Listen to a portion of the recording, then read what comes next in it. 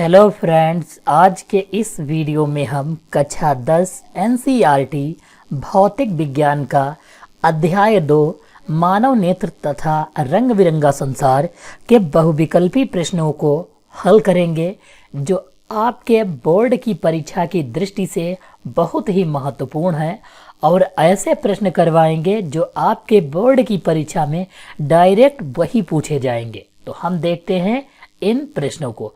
अगर इससे पहले आपने रसायन विज्ञान तथा जीव विज्ञान के बहुविकल्पी प्रश्नों का अध्ययन नहीं किया है तो उसका प्लेलिस्ट का लिंक आपको डिस्क्रिप्शन बॉक्स में दे दिया जाएगा, जहां से आप देख पाओगे।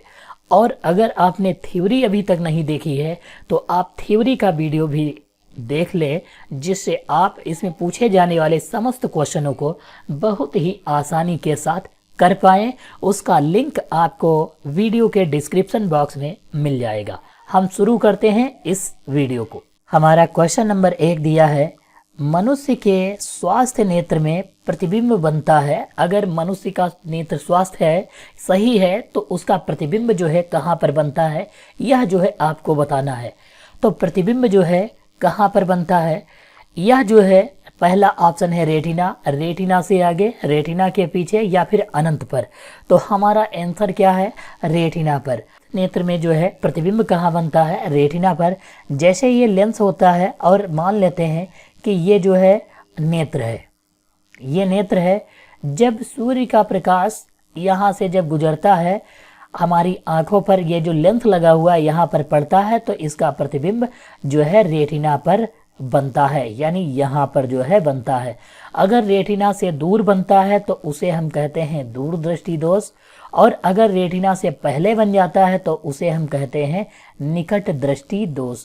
दूरदृष्टि दोष क्या होता है, दूरदृष्टि दोष में दूर की वस्तुएं स्पष्ट दिखाई देती लेकिन निकट की वस्तुएं स्पष्ट नहीं दिखाई देती, इसलिए इसे हम दूरदृष्टि दोष कहते हैं। निकट दृष्टि दोष वह दोष होता है जिसमें निकट की वस्तुएं स्पष्ट दिखाई देती और दूर की वस्तुएं स्पष्ट नहीं दिखाई देती, इसलिए इसे हम निकट दृष्टि दोष कहते हैं।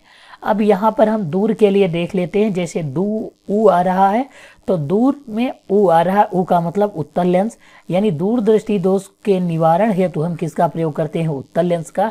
तो हम दूर से याद रखेंगे उत्तल, और निकट में किसका प्रयोग करेंगे, अवतल का जो है हम प्रयोग करेंगे। हम जो है इससे पहले एक दो सार्ट्रिक और देख लेते हैं और समझ लेते हैं। जैसे पहला है कि स्पष्ट दृष्टि की न्यूनतम दूरी क्या होता है, क्योंकि इससे जो है क्वेश्चन पूछे जाते हैं। स्पष्ट दृष्टि की न्यूनतम दूरी, स्पष्ट दृष्टि की न्यूनतम दूरी जो होती है वह जो है 25 सेंटीमीटर होती है। अवतल और उत्तल जो लेंस दिए हुए हैं, जो उत्तल लेंस होता है इस लेंस को हम क्या कहते हैं, इसे हम अभिसारी लेंस कहते हैं उत्तल को, और अवतल को जो है हम अपसारी लेंस कहते हैं। तो अब हम देखते हैं क्वेश्चन नंबर 2 को। दिया है, मानव नेत्र में रेटिना पर बनने वाला प्रतिबिंब कैसा होता है। तो मानव नेत्र में रेटिना पर जो भी प्रतिबिंब बनता है वह जो है उल्टा होता है। यह जो रेटिना है यहाँ पर जो है प्रतिबिंब कैसा बनता है, प्रतिबिंब जो होता है वह उल्टा जो है बनता है, लेकिन जो है हमें सीधा दिखाई देता है। हम किसी वस्तु को देखते हैं तो उसका जो प्रतिबिंब बनता है वह कैसा बनेगा, वह जो है उल्टा बनता है, और उसे जो है मस्तिष्क समझकर उसे जो है आपको सीधा दिखाता है। अगला है, आँखों में प्रवेश करने वाली प्रकाश की मात्रा को जो है नियंत्रित करता है। तो प्रकाश की मात्रा को नियंत्रित कौन करता है, पुतली जो है नियंत्रित करती हैं। अब पुतली के बारे में थोड़ा सा हम जान लेते हैं मेन पॉइंट को। जैसे पुतली जो होती है वह होती क्या है, पुतली को हम जो है नेत्र तारा भी कहते हैं। पुतली को क्या कहा जाता है, पुतली को जो है नेत्र तारा भी कहते हैं। और यह जो है कैसी होती है, इसका रंग कैसा होता है, इसका रंग जो है काला होता है। कैसा होता है, काला जो है होता है या काली दिखाई देती है। आकार जो है हम कह सकते हैं कैसा होता है, आकार जो है गोल होता है।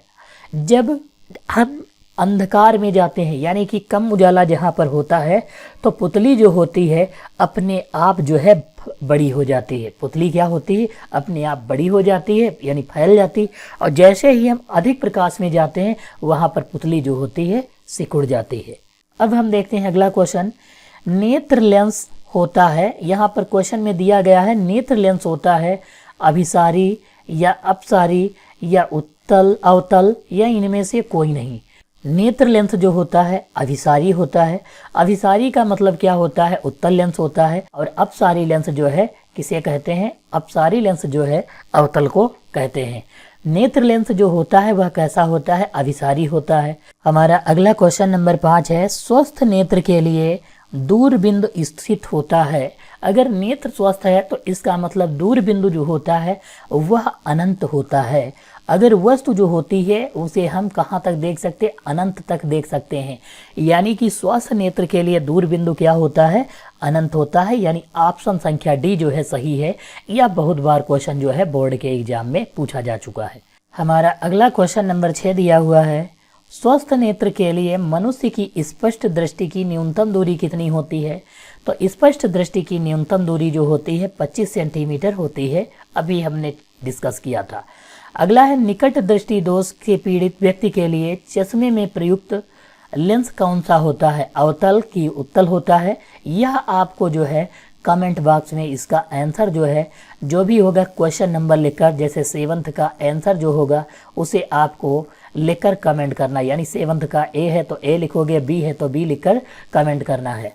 और दूसरा जो है दूरदृष्टि दोष जो था उसका भी आंसर आपको लिखकर डायरेक्टली दूरदृष्टि दोष लिखोगे और उसके लिए प्रयुक्त लेंस का जो है आगे नाम लिखकर जो है कमेंट करोगे।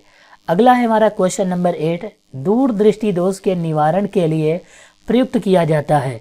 तो दूरदृष्टि दोष के निवारण के लिए हम किस लेंस का जो है प्रयोग करते हैं यह जो है आपको सबसे पहले बताना है। तो यहाँ पर जो है अभी हमने जो एक शॉर्ट ट्रिक देखी थी कि यहाँ पर दूर में बड़ऊ की मात्रा लगी यानी ऊ आ रहा है, ऊ आ रहा है यानी ऊ से क्या होता है? उत्तल लेंस। तो इसमें जहाँ भी उत्तल लेंस लिखा होगा वह जो है ऑप्शन सही होगा। इस वाले में उत्तल लेंस है, इस वाले में, यानी ये दो सही होने की संभावना है। लेकिन यहाँ पर दिया है किसी भी फोकस दूरी का नहीं, यही गलत है क्योंकि किसी भी फोकस दूरी का नहीं, एक जो है निश्चित फोकस दूरी के उत्तल लेंस का प्रयोग किया जाता है। हमारा क्वेश्चन नंबर 9 दिया है, दूरदृष्टि दोष से पीड़ित मनुष्य का निकट बिंदु स्थित होता है 25 सेंटीमीटर पर या 25 सेंटीमीटर से कम दूरी पर या 25 सेंटीमीटर से अधिक दूरी पर या अनंत पर। तो हमारा ऑप्शन है सी सही है। 25 सेंटीमीटर से अधिक दूरी पर जो है निकट बिंदु स्थित होता है। निकट दृष्टि दोष से पीड़ित व्यक्ति का दूर बिंदु स्थित होता है, यह जो है आपको बताना है। निकट दृष्टि दोष से पीड़ित व्यक्ति का दूर बिंदु जो होता है वह अनंत पर स्थित होता है क्योंकि वह जो है व्यक्ति निकट की वस्तुएं साफ देख सकता है लेकिन दूर की वस्तुएं जो है साफ नहीं देख सकता है निकट दृष्टि दोष में। और उससे पीड़ित व्यक्ति का दूर बिंदु कहाँ स्थित होता है? वह जो है अनंत पर स्थित होता है। तो हमारा ऑप्शन संख्या सी सही है। अगला है क्वेश्चन नंबर 11, दूरदृष्टि दोष के कारण प्रतिबिंब बनता है। तो आपको बताना है दूरदृष्टि दोष के कारण प्रतिबिंब कहाँ पर बनता है। तो हमने अभी एक लेंस लिया था, उसमें बताया था कि ये जैसे रेटिना था तो रेटिना के बाद यानी दूर जो है रेटिना से दूर जो है प्रतिबिंब बनता था। तो यहाँ पर हमारा ऑप्शन क्या है? रेटिना पर या रेटिना से आगे या रेटिना के जो है पीछे या कहीं नहीं। तो आपको बताना है। तो यह जो है रेटिना के जो है पीछे ऑप्शन सही है क्योंकि ये रेटिना है और इसके पीछे जो है प्रतिबिंब बनता था। आगे नहीं, आगे का मतलब इस तरफ होता है और पीछे का मतलब इस तरफ है यानी कि पीछे जो है बनता है। अगला है, एक व्यक्ति अपने चश्मे में 20 सेंटीमीटर फोकस दूरी का उत्तल लेंस प्रयोग करता है, लेंस की क्षमता बतानी है। तो लेंस की क्षमता P बराबर जो है 100/f सेंटीमीटर में होता है। अगर हम 100 लिखेंगे तो सेंटीमीटर में, यहाँ पर भी सेंटीमीटर दिया है तो हम डायरेक्टली f यानी फोकस दूरी दी हुई है तो f की जगह पर लिखेंगे 100/20 लिखेंगे, 20 से डिवाइड करेंगे, 20 पंचे 100 यानी यहाँ पर आंसर जो है 5D आ जाएगा यानी 5 डायोप्टर हो जाएगा। ऑप्शन संख्या बी सही होगा। अगला है क्वेश्चन नंबर 13, कोई व्यक्ति 1.25 मीटर से अधिक दूरी पर रखी वस्तुओं को साफ नहीं देख पाता है तो उसमें कौन सा दोष जो है? तो 1.25 मीटर से अधिक दूरी पर रखी वस्तुओं को नहीं देख पाता, इसका मतलब क्या है? निकट दृष्टि दोष है। निकट दृष्टि दोष का मतलब होता है निकट की वस्तुएं स्पष्ट देख सकता है लेकिन दूर की वस्तुएं स्पष्ट नहीं देख सकता है। तो स्पष्ट दृष्टि की न्यूनतम दूरी कितनी होती है? 25 होती है। तो यहाँ पर ऑप्शन संख्या कितना है? ऑप्शन संख्या ए जो है यानी निकट दृष्टि दोष जो है सही है। अगला है निकट दृष्टि दोष का कारण क्या होता है? निकट दृष्टि दोष का कारण क्या होता है?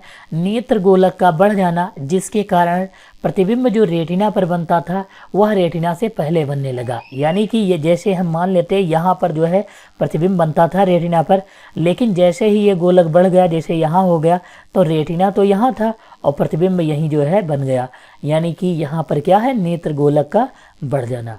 अगला है क्वेश्चन नंबर 15, नेत्र के निकट एवं दूर की वस्तुओं को फोकस करने की क्षमता को क्या कहते हैं? फोकस दूरी को कम करने या ज़्यादा करने की क्षमता जो होती है वही समंजन क्षमता कहलाती है। समंजन क्षमता का मतलब है फोकस दूरी का कम करना या अधिक करना। अगला है जरा दृष्टि दोष से पीड़ित व्यक्ति को, एक बूढ़े व्यक्ति को निम्न लेंसों में से किसका प्रयोग करना चाहिए? तो उत्तल और अवतल तो निकट और दूर दृष्टि के लिए होता है। बेलनाकार लेंस ये गलत है, यानी द्विफोकसी लेंस यहाँ पर सही है। जरा दृष्टि दोष वाले व्यक्तियों को द्विफोकसी लेंस का जो है प्रयोग करना चाहिए। जरा दृष्टि दोष का मतलब क्या होता है? इसमें जो है निकट दृष्टि दोष, निकट और दूर दृष्टि दोष दोनों एक साथ हो जाते हैं, जिसके कारण इसके निवारण के लिए हम किसका प्रयोग करते हैं? द्विफोकसी लेंस का जो है प्रयोग किया जाता है। क्वेश्चन नंबर 17 दिया है, एक व्यक्ति 100 सेंटीमीटर से कम दूरी पर रखी वस्तु को साफ नहीं देख पाता है, तो वह किस नेत्र दोष से पीड़ित है? तो 100 सेंटीमीटर से कम दूरी पर रखी वस्तु को देख पाता है, उसमें जो है दूर दृष्टि दोष है। यानी कि 100 सेंटीमीटर से कम दूरी पर रखी वस्तुओं को देख पाता है तो दूर दृष्टि दोष है। क्योंकि दूर दृष्टि दोष में क्या होता है कि दूर की वस्तुएं तो देख सकता है लेकिन नज़दीक वाली वस्तुएं नहीं देख सकता है, इसलिए इसमें दोष कौन सा है? दूर दृष्टि दोष। इसके लिए किस लेंस का प्रयोग करते हैं? उत्तल लेंस का प्रयोग करते हैं। अगला दिया हुआ है, यहाँ पर हम कुछ मेन पॉइंट को समझेंगे और यहाँ पर ट्रिक के माध्यम से हम कुछ चीज़ें याद रखेंगे। जैसे सबसे अधिक हम याद रखेंगे तरंग दैर्ध्य किसकी होती है, प्रकीर्णन किसका होता है, झुकाव किसका होता है, विचलन किसका होता है। तो हम एक चीज़ को सबसे पहले कॉमन फैक्ट के माध्यम से हम बताएंगे कैसे। जैसे हम मान लेते हैं कोई भी एक फैक्ट दिया हुआ है, यहाँ पर सबसे पहले फैक्ट नोट करेंगे और इसके बाद जो है किसकी जो है फ्रीक्वेंसी कम होती है और किसकी ज़्यादा होती है इसको नोट कर लेते हैं। तो सबसे पहले हम जो है ध्यान रखते हैं, यहाँ पर सबसे पहले हम लिखेंगे विचलन लिखेंगे। विचलन क्या होता है? किस रंग का जो है विचलन सबसे ज़्यादा होता है या फिर सबसे कम होता है। तो सबसे कम जो विचलन होता है वह जो है लाल रंग का जो है होता है और बैंगनी का सबसे ज़्यादा होता है। सबसे ज़्यादा किस रंग का विचलन होता है? बैंगनी का। अगला है तरंग दैर्ध्य, यानी हम थोड़ा सा इसको जो है बाद में फोकस करते हैं, इससे पहले थोड़ा और चीज़ें देख लेते हैं।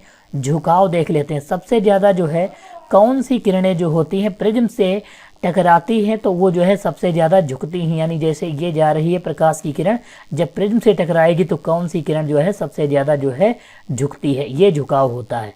तो सबसे ज़्यादा कौन सी झुकती हैं किरणें? लाल। सबसे कम, यानी सबसे कम जो है कौन सी किरणें झुकती हैं? लाल।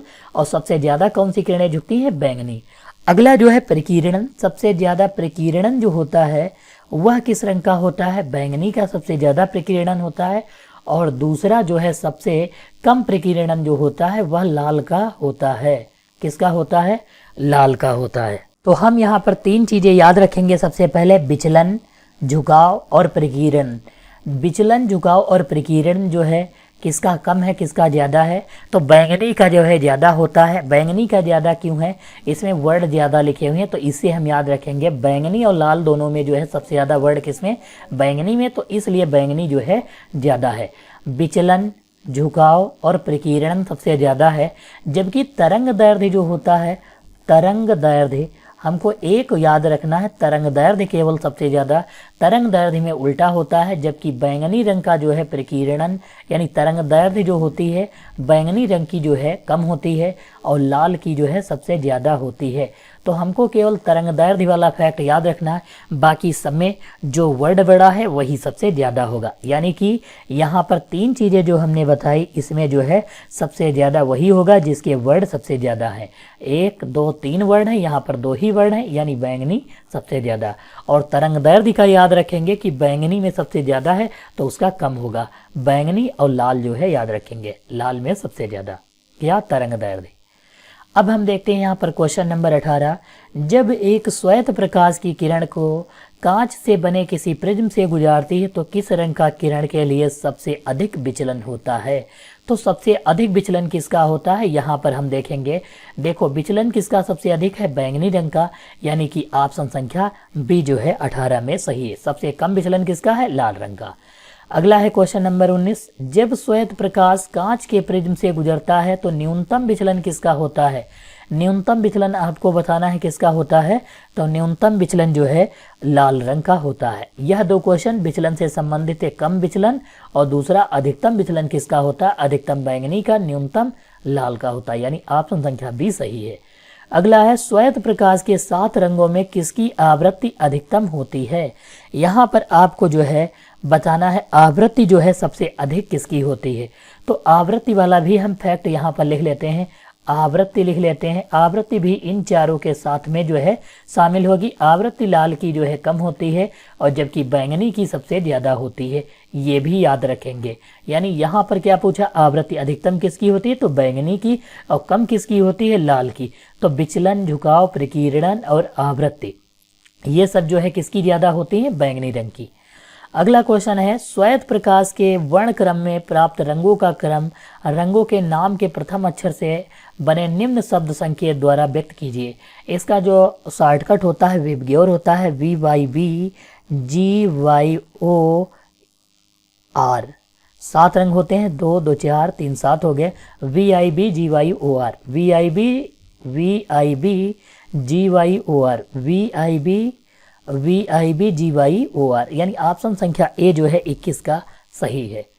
अब हम देखेंगे अगला क्वेश्चन दिया हुआ है कि श्वेत प्रकाश जब प्रिज्म से गुजरता है तो प्रिज्म के आधार की ओर प्राप्त रंग कौन सा होता है? प्रिज्म का आधार कौन सा होता है? ऊपर होता है, और ऊपर कौन सा रंग होता है? बैंगनी होता है। तो यहाँ पर हम कह सकते हैं आधार पर प्रथम रंग जो होता है यानी पहला रंग, इस शॉर्टकट को भी हम याद रखेंगे, वी से वायलेट, वायलेट का मतलब बैंगनी होता है। तो यहाँ पर जो है बैंगनी रंग प्रथम रंग होता है। दूसरा रंग इंडिगो होता है, फिर ब्लू, ग्रीन और येलो, ऑरेंज, रेड, ये जो है इनका सीक्वेंस होता है।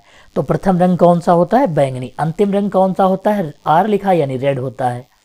श्वेत प्रकाश के 7 रंगों में किस रंग की तरंगदैर्ध्य सबसे अधिक होती? अभी हमने तरंगदैर्ध्य वाला बताया था कि तरंगदैर्ध्य उल्टा होती, सबसे अधिक पूछा है तो लाल रंग की तरंगदैर्ध्य जो होगी सबसे अधिक होगी, क्योंकि यही जो है इसमें फैक्ट उल्टा है।